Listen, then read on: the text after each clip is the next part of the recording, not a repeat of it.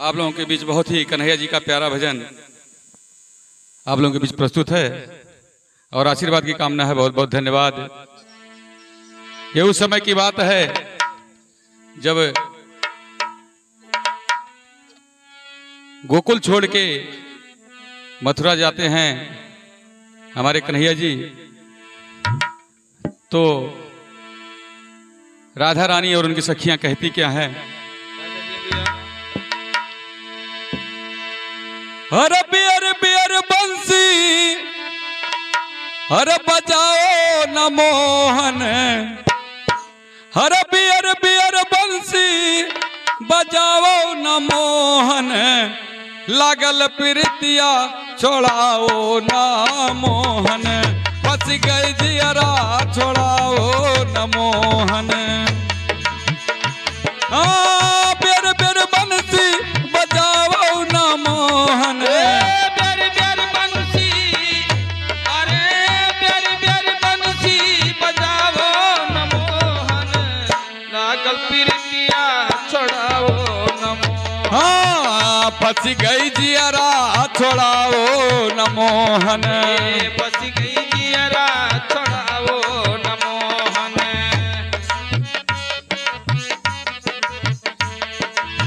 कहती क्या है, अरे तू हो बेदर्दी दर्द नाही तोहरे, तू हो बेदर्दी दर्द नाही तोहरे, तू हो बेदर्दी दर्द नाही तोहरे, दर्द नाही तोहरे। तू हो बेदर्दी दर्द नाही तोहरे, दर्द नाही तोहरे। हाँ दिल दुखिया कई दुखाओ ना मोहन, लागल प्रीतिया छोड़ाओ ना मोहन, फंस गई जियरा छोड़ाओ ना मोहन। लागल प्रीतिया छोड़ाओ न मोहन। बेर बेर बंसी बजाओ ना मोहन, लड़ी गए नैना छोड़ाओ न मोहन, फंस गई जियरा छोड़ाओ न मोहन। लागल प्रीतिया छोड़ाओ न मोहन, लागल प्रीतिया छोड़ाओ न मोहन। बैठ कदमवा पे बसिया बजायो, बसिया बजायो हो सखिया नचायो, बसिया बजायो, बसिया बजायो हो गोपिया नचायो। बैठ कदमवा पे बसिया बजायो, बसिया बजायो हो सखिया नचायो। बैठ कदमवा पे बसिया बजायो, बसिया बजायो हो गोपिया नचायो। अरे भाग जाई हम मथुरा, भाग जाई हम मथुरा, लोभाओ ना मोहन, लड़ी गए नैना छोड़ाओ न मोहन, फंस गई जियरा छोड़ाओ न मोहन। छोड़ाओ न मोहन, अरे छोड़ाओ न मोहन, लड़ी गई नैना लागल प्रीतिया छोड़ाओ न मोहन, लगल प्रीतिया छोड़ाओ न मोहन।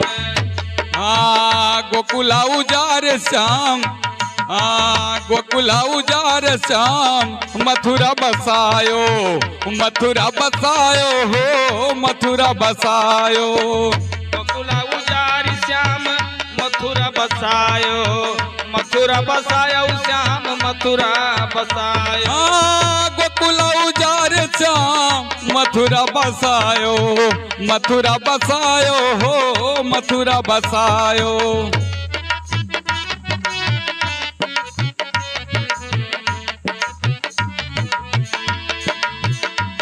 हर नामी होई गनमवा,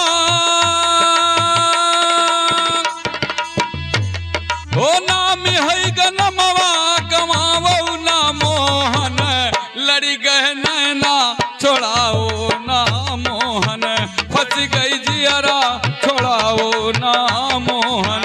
लड़ी गई नैना